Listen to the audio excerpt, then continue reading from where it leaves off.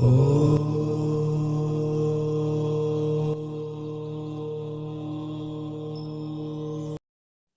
के सभी दर्शकों को नमस्कार, जय श्री कृष्णा, प्रणाम। इससे पूर्व हमने आपको जो वीडियो दिया था वो लग्नेश और धनेश को लेकर के विचार और उपाय दोनों ही दिया था। अब आज के इस वीडियो में हम देंगे आपके पराक्रम, पुरुषार्थ, मित्र, भाई और माँ के सुख के बारे में। देखिए, जन्म कुंडली में तीसरा घर क्या है? मित्रों का है। तीसरा घर अपने पराक्रम का है। तीसरा घर जब मजबूत होता है तो छोटे भाई बहनों का जो सुख है वो जातक को परिपूर्ण रूपेण मिलता है। तो ये जो चर्चा हम करेंगे वो मौखिक रूप से करेंगे और इस चर्चा को हम प्रैक्टिकली करेंगे। आप लोग बने रहिए, इस पूरे वीडियो में समझिएगा। जब जन्म कुंडली में जातक के जीवन में सुख नहीं मिलता तो जन्म कुंडली के ग्रहों का उपचार किया जाता है और उन ग्रहों के उपचार के माध्यम से आप उस चीज को मोड़ सकते हैं। ज्योतिष में उपायों का मतलब क्या है?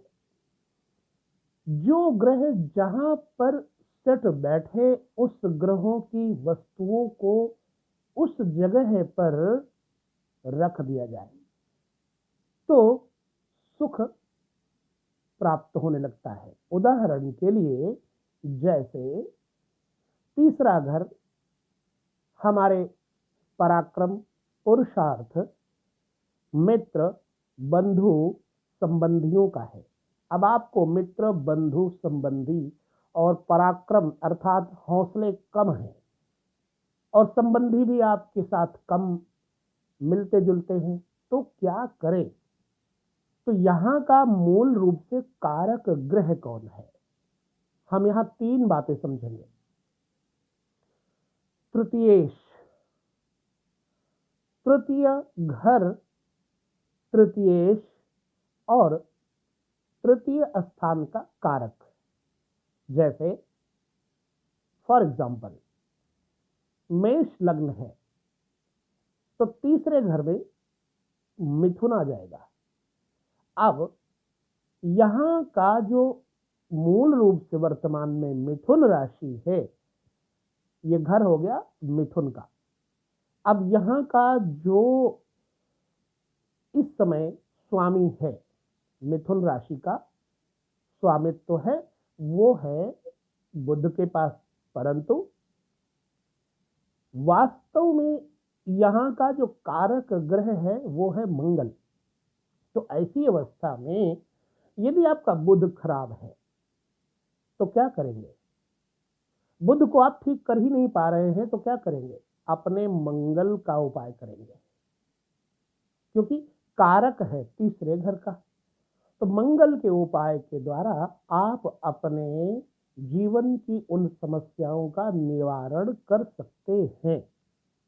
पूर्णतः किसी वस्तु को प्रकृति के द्वारा किए हुए कर्म को हम रोक तो नहीं सकते, परंतु मोड़ सकते हैं। नदी की धारा को मोड़ा जा सकता है, बांधा नहीं जा सकता। तो इसी तरह से हमारे जन्म कुंडली में ग्रहों का भी खेल होता है। तो मान लीजिए तीसरे घर के ग्रह कब किस अवस्था में खराब होंगे? जब तीसरे घर के ग्रह खराब होंगे तो आपका बल, पौरुष, पराक्रम, मित्र, बंधु आपको ठगेंगे, परेशान करेंगे, स्वास्थ्यहीनता रहेगी, बाजू में तकलीफ रहेगी और दोस्त सब मतलबी होंगे। तो कैसे करेगी इसको ठीक करें? अब पहली बात समझें कि खराब कब होता है। मान लीजिए आपका तृतीयेश बुध है, अब वहां बुध तीसरे घर में नहीं बैठा है, बुध चला गया मंगल के साथ। अब मंगल और बुध की आपसी मित्रता नहीं है, तो जब मंगल के साथ बुध बैठेगा तो बुध का स्वभाव क्या हो जाएगा, मंगल जैसा उग्र हो जाएगा। लिहाजा आपके अंदर वो उग्रता नहीं रहेगी, परंतु आपके मित्रों में उग्रता रहेगी। आप थोड़ा गर्मी दिखाएंगे, मित्र भाई बंधु ज्यादा गर्मी दिखाएंगे, और आपका पराक्रम मंगल के अधीन हो जाएगा। एक एग्जाम्पल के लिए मान लीजिए आपका बुध किसी विरोधी ग्रह के साथ बैठा है, समझो केतु के साथ बैठा। अब हमको मंगल का उपाय करके बुध को ठीक करना है, तो इसी विषय को लेकर के हम चर्चा करेंगे। पूरा ध्यान पूर्वक विषय समझिएगा, क्योंकि हमने जो कर्म अपनाया है आज से नहीं, 16 वर्ष की आयु से ही हम इस कर्म में लगे हुए हैं, और बहुत सारे हमारे मानने वाले जिनको प्रभु कृपा से लाभ हुआ वो बहुत हैं, इसलिए प्रैक्टिकल हो गया, प्रैक्टिस हो गई और लोगों को लाभ मिला। तो तीसरे घर का और चौथे घर का हम यहां पर विवरण लेंगे थोड़ा सा। तीसरा घर मजबूत होना चाहिए, अगर मजबूत नहीं है तो आपके संबंध मजबूत नहीं होंगे, तो चाहे किसी के साथ हो। अब तीसरा घर खराब कब होता है, एक कारण मैंने बता दिया कि अगर बुध चला जाता है, मतलब तीसरे घर का जो स्वामी है वो अगर पीड़ित हो जाए तो आपका बल पराक्रम पौरुष संबंध पीड़ित हो जाएंगे, इसलिए हमको उसका उपाय करना है। क्या उपाय करना है ये हम आगे बात करेंगे। अब मंगल तीसरा घर खराब किन किन परिस्थितियों में होता है। जन्म कुंडली में छठा घर, आठवां घर और 12वां घर, इनको त्रिक भाव कहा गया है। अगर छठे घर का स्वामी किसी भी प्रकार से तृतीयेश के साथ युति कर रहा हो, मतलब चाहे उसके साथ बैठा हो और चाहे दृग योग कर रहा हो, दृष्टि डाल रहा हो, तब भी आपका तृतीयेश आपके बारे में बुरा फल देने लग जाएगा। यदि षष्ठेश छठे घर का स्वामी तीसरे घर में बैठा है तो क्या नुकसान होगा, पहले इसे समझें। तीसरा घर है क्या, सब जानते हैं। तीसरा घर रोग, ऋण, शत्रु, छोटे मामा इत्यादि का होता है। तो जब रोग, ऋण और शत्रु के भाव वाला ग्रह कहीं भी बैठेगा तो उसको खराब करेगा। अच्छा आदमी बुरे के साथ पड़ जाए तो भी बुरा हो जाता है। तो अब जब षष्ठेश तीसरे घर के साथ युति करेगा, बैठेगा, तो आपके ऊपर समस्याएं आएंगी। अब उन समस्याओं का निदान क्या है। मान लीजिए आपके तीसरे घर में, हमने उदाहरण लिया था, बुध ही बैठा है, क्योंकि हम यहां से बुध को हटा देते हैं। अब हम वृष लग्न के कुंडली देख रहे हैं, मान लो, तो वृष लग्न के अनुसार तृतीयेश कौन हो गया, चंद्रमा हो गया। अब चंद्रमा तृतीयेश हो गया और षष्ठेश कौन हो गया, शुक्र हो गया।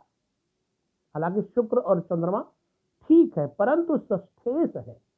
षष्ठेश होने के नाते जब शुक्र चंद्रमा के साथ बैठेगा तो क्या परिणाम देगा, इस पर मैंने एक आदमी को एकदम स्पष्ट बोल दिया था कि तुम्हारे चरित्र में संदेह है, तुम्हारे संबंध कई औरतों से हो चुके हैं। पहले तो वो आग बबूला हो गए, आप गलत कह रहे हैं। मैंने कहा अगर मैं गलत कह रहा हूं तो अपना ज्योतिष छोड़ दूंगा। एक दिन बीता, 2 दिन बीता और नाराज होकर चले गए गुस्से में। चौथे दिन आए और फिर पैर पकड़े, बोले कि हमें आपका शिष्य स्वीकार कर लीजिए। मैंने कहा क्यों, बोले आपने जो जो कहा था वो बिल्कुल यथार्थ सत्य है। और उसके बाद उस आदमी को मैंने शिष्य तो नहीं बनाया, क्योंकि मैं जल्दी शिष्य स्वीकार नहीं करता हूँ। शिष्य के दुर्गुण और सद्गुण में लिप्त नहीं होना हमें, लेकिन उसने अपना गुरु में मान लिया और धीरे धीरे उसको गुरु बनाने के कारण, मेरे को गुरु जब बनाया उसने, तो उसके अंदर इतना ज्ञान विज्ञान हो गया ज्योतिष के बारे में कि आपको क्या बताए। खैर, ये एक विषय है। अगर तृतीयेश के साथ षष्ठेश बैठेगा तो षष्ठेश चूंकि शत्रु पक्ष का प्रभाव तीसरे घर पे डालेगा, लिहाजा आपके तीसरा घर कौन है? आपके भाई बंधु ही, छोटे भाई बंधु और मित्र तथा संबंधी ही आपके शत्रु बन जाएंगे। आप चाहे उनके सामने अपना सिर काट डालो, लेकिन आपका एहसान वो बिल्कुल नहीं मानेंगे। ये प्रैक्टिस की हुई है, उस हिसाब से बता रहा हूं। अब खराब हो गया तृतीयेश। हालांकि चंद्रमा बुध के साथ में रह करके प्रसन्न रहते हैं, शुक्र के साथ रहकर प्रसन्न रहते हैं, किंतु षष्ठेश होने के नाते शुक्र क्या फल देंगे आपके साथ? पहली बात तो बहुधा स्त्रियों की तरफ आकर्षण बढ़वाएंगे, आपको किसी स्त्री से जोड़ेंगे। अगर आप एक से जुड़ गए तो फिर 2-4 से जुड़ेंगे, फिर जब 2-4 से जुड़ेंगे तो और जुड़ेंगे। अब स्त्रियों के साथ जो जुड़ता है उसको कलंक क्यों नहीं लगेगा? आज आप छुपा रहे हो, लेकिन हमेशा थोड़े छुपेगा। एक दिन ऐसा आएगा कि आपको स्त्री के माध्यम से, किसी भी स्त्री के माध्यम से कट्टर दुश्मनी हो जाएगी किसी के साथ में, भाई बंधुओं के साथ में, यहां तक कि छोटे भाई की पत्नी के साथ भी जोड़ देता है। ये भी बिल्कुल प्रैक्टिकल है, प्रमाणित है, मेरे पास प्रमाण है इसके कि जब षष्ठेश तृतीयेश के साथ बैठा होगा या युति कर रहा होगा तो अपने छोटे भाई की पत्नी के साथ व्यभिचार दोष में संलिप्त होता है। अब मजबूरी ये है, हमें बताना पड़ता है ग्रहों का। ऐसी अवस्था में आपको किसका उपाय करना चाहिए? बोले, हम कहेंगे कि आपको ऐसी अवस्था में शुक्र का उपाय करना चाहिए। शुक्र को चंद्रमा से थोड़ा सम्मुख कर दीजिए तो मकर में आ जाएगा। अगर सम्मुख करते हैं, चंद्रमा के सप्तम ले जाते हैं, क्योंकि तीसरे घर में कर्क राशि है और ठीक 7वें 9वें घर में 9th हाउस में 10 अंक आता है, यानी मकर। यहां चंद्रमा जाएंगे तो इतना, यहां शुक्र जाएंगे तो क्या बुरा फल देंगे? संभवता देंगे, क्योंकि 9वां घर धर्म कर्म है। फिर भी आपको स्त्री से तो जोड़ेंगे। जस्ट क्या करें कि तीसरे घर से उठा करके चंद्रमा को, शुक्र को ऐसी जगह बिठा दे कि कुंभ में ले जाए। अब कुंभ में कैसे ले जाएंगे हम? बस यही विज्ञान है इसमें, यही एक नॉलेज है जो बहुत जरूरी जानना है। शुक्र को आप कैसे ले जाएंगे? 10वें घर में। तो हम इसके बारे में आपके साथ चर्चा करते हैं।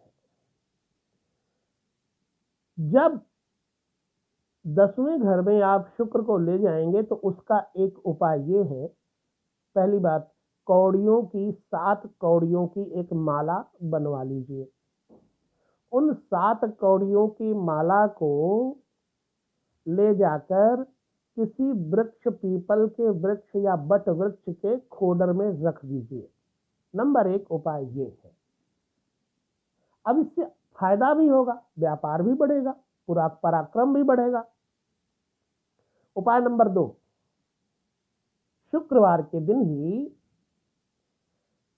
कच्चा दूध, गाय का कच्चा दूध, और उसमें 7 बतासे रख लीजिए।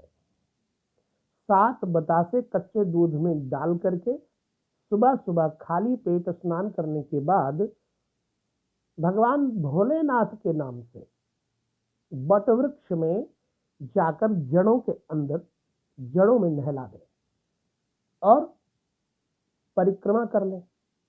मान लो बहुत मोटा वटवृक्ष है, परिक्रमा आप नहीं कर पाते हैं, तो ऐसे हाथ करके ऊपर दोनों हाथों से 7 परिक्रमा ऐसे ऐसे घुमा लीजिए। यदि पतला है, आप घूम सकते हैं तो 7 परिक्रमा कर लीजिए। आप अगर 1.25 महीने ये कर लेंगे तो आपका पराक्रमेश बढ़िया हो जाएगा, आपके ऊपर से कलंक दूर हट जाएगा। ये दृढ़ उपचार आपको मैं बता रहा हूं। अब तृतीयेश हो गया सिंगल। जो तृतीयेश के साथ यानी चंद्रमा के साथ दृग योग या युति योग था, उसके कारण आपका शुक्र आपको कलंकित करता था, अब बेहतर हो जाएगा। चलिए, एक ये उपाय हो गया। दूसरा, अब आपके पराक्रम पुरुषार्थ को बढ़ाना है, आपकी हिम्मत को बढ़ाना है, ताकि आपको किसी से डर न लगे, समाज में आपका नाम हो। ऐसे में दूसरा उपाय तत्काल कर लीजिए। मंगलवार के दिन चमेली का तेल, चमेली के तेल में लाल रंग की बत्ती, मौली ले सकते हैं, लाल रंग की बत्ती रख लीजिए और थोड़ा सा चुटकी भर उसमें गुड़ डाल दीजिए और जाकर के हनुमान जी के मंदिर में मंगलवार के दिन दीपक जलाइए और प्रत्येक मंगलवार नारियल के साथ नारियल चढ़ा दीजिए और हनुमान चालीसा 7 बार पढ़िए। चले आइए, आपका बल, पौरुष, संबंधी, मित्र आपके अनुकूल नहीं होंगे तो कहना, सब जग जाएंगे, आपके अनुकूल हो जाएंगे। अब चंद्रमा भी पावर में आ गया, मंगल भी पावर में आ गया, शुक्र भी पावर में आ गया। ये मेरा मंतव्य है उपाय का। कई भाई बंधु हमारे दर्शक कहते थे कि आप उपाय पर चर्चा करें। हमने 6-7 महीने हो गए कोई भी बड़े उपायों पर चर्चा नहीं की। उन सभी के उन प्रश्नों का उत्तर अब मैं दे रहा हूं, उपायों के द्वारा प्रैक्टिकली दे रहा हूं, और आप करके देखेंगे। फायदा नहीं होगा तो बताइएगा। हाँ, शर्त यह है कि विधिवत करें और आपकी जन्म कुंडली में वैसे ग्रह की युति हो तब। क्योंकि अभी हम और आगे चर्चा करेंगे। अब हम चलते हैं, तृतीयेश की अवस्था को देख लिया। तृतीयेश किन किन अवस्था में खराब होगा ये भी आपको बता देते हैं। यदि तृतीयेश के साथ अष्टमेश बैठ जाए या अष्टमेश की दृग युति हो जाए तो छोटे भाई बहनों के जो लिए ग्रह है बड़ा बुरा हो जाएगा। क्योंकि अष्टमेश मृत्यु स्थान का स्वामी अगर दृग योग करता है, युति कर रहा है, तो छोटे भाई बहन होंगे नहीं, और होंगे तो ना के बराबर होंगे। उस पर क्या उपाय करना चाहिए? एक, फिलहाल अभी हम षष्ठेश पर चल रहे हैं। फिर दूसरी चीज, जब द्वादशेश यानी 12वें घर का स्वामी अगर तीसरे घर के साथ जुड़ रहा होगा तब क्या उपाय करना चाहिए? ये हम नंबर वाइज, क्रम वाइज आपको हर वीडियो में एक एक करके समझाएंगे। एक ही बार बताएंगे तो आप समझ नहीं पाएंगे। अभी हम षष्ठेश के ऊपर चल रहे हैं।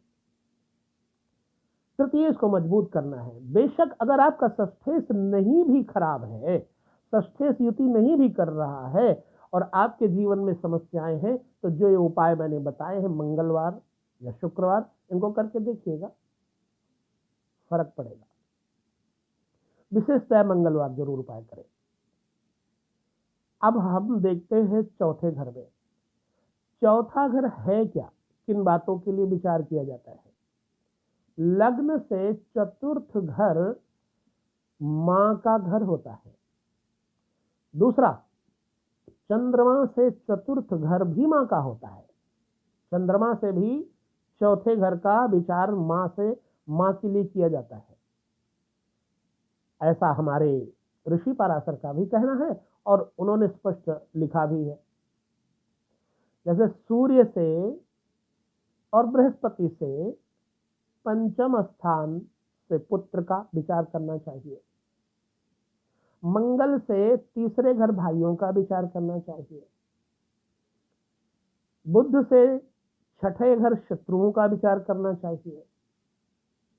ऐसे ही शुक्र से सप्तम स्थान पत्नी के बारे में विचार करना चाहिए। बृहस्पति से सप्तम स्थान पति का विचार करना चाहिए स्त्रियों के लिए, ऐसा स्पष्ट लिखा है। ठीक है। चतुर्थ घर क्या है? चतुर्थ घर मां का है। जातक कैसा मकान बनवाएगा चतुर्थ घर बताएगा, और चतुर्थ घर में बैठे हुए ग्रहों से पता चलेगा। चतुर्थ घर में बैठे हुए ग्रहों पर बुरे ग्रहों का असर तो नहीं है, ये सब आपको देखना है। मकान के लिए, मां के लिए, अच्छी नींद के लिए, नदी की यात्रा के लिए, नदी पार जाने के लिए, बड़े सुंदर वाहन खरीदेंगे या आप नहीं खरीदेंगे, इन सब का विचार आप चौथे भाव से करते हैं। यदि चौथे भाव के साथ में षष्ठेश, अष्टमेश, द्वादशेश युति या दृष्टि के द्वारा प्रभावित करेगा तो चतुर्थ घर तुरंत प्रभावित हो जाएगा। मनुष्य के जीवन में सर्वश्रेष्ठ क्या है? जन्म हुआ, बच्चा नादान रहा, दूसरे घर धन के लिए, मुख के लिए, दूध के लिए ढूंढा तो मां मिली, छोटे भाई बहनों के लिए तीसरा घर है, और चौथा मां के आंचल का है। जब चौथा घर अच्छा नहीं होगा तो बच्चा मां के बिना हो जाएगा। चौथा घर वाहन मकान के बिना भी रहना पड़ सकता है, क्योंकि सुख है चौथा घर। मनुष्य सुख और शांति के लिए कर्म करता है। तो मां और वाहन, ऊंचे मकान, इन सब का विचार चौथे घर से करते हैं। तो जब चौथे घर के साथ कोई चतुर्थ घर के ग्रह के साथ दुष्ट ग्रह पीड़ित कर रहा हो चतुर्थेश को, तो फिर आपको इन सब सुखों से वंचित रहना पड़ सकता है और होता है। चौथे घर में चतुर्थेश चंद्रमा को यदि राहु ग्रहण लगा दे तो मां की आयु थोड़ी हो जाती है, कम हो जाती है। चाहे जितनी अच्छी सुंदर कार खरीदोगे, लेकिन आपकी कार में चोट जरूर लगेगी, कलंक जरूर लगेगा, एक्सीडेंट जरूर होगा, आपको बिजली का करंट जरूर लगेगा। चौथे घर में यदि चतुर्थेश खराब है तो आप रात को अच्छी नींद नहीं ले पाओगे, सो नहीं पाओगे, और बेसमय आपका स्वास्थ्य बाधित हो जाएगा। मां के साथ आपके विचार कतई मिलेंगे ही नहीं। इसका मतलब कि आपका चतुर्थेश खराब है। जब ये दोष हैं आप में, जब इस प्रकार की परेशानियां आ रही हैं आपको, तब क्या करना चाहिए? जिन जिन कारणों का वर्णन हुआ है यहां पर, उन कारणों को ठीक करना होगा। यदि षष्ठेश चतुर्थ घर को खराब करता है, तत्काल एक उपाय करें। आपको नींद नहीं आ रही, आपकी मां के साथ विचारधाराएं नहीं मिल रही हैं, आपको गाड़ी मोटर वाहन का अच्छा सुख नहीं मिल रहा है, तो क्या करें? नारियल लीजिए। नारियल, जो जटा नारियल होता है, जटाएं उखाड़ते हैं फिर नारियल तोड़ते हैं तो गिरी निकलती है, वो नारियल लेना है, जटा समेत ले लो।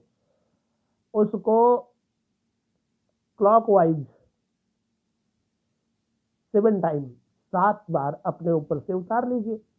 उतारने के बाद एक बाल्टी में या किसी बर्तन में गाय का दूध रख लीजिए, उसी में नारियल डाल करके ले जाइए और नदी में प्रवाह कर दीजिए। सोमवार, प्रत्येक सोमवार आप कम से कम 5 से 7 बार करें।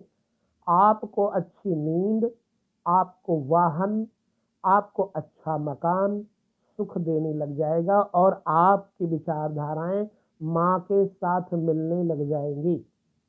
चलिए, यदि आपकी कर्क राशि है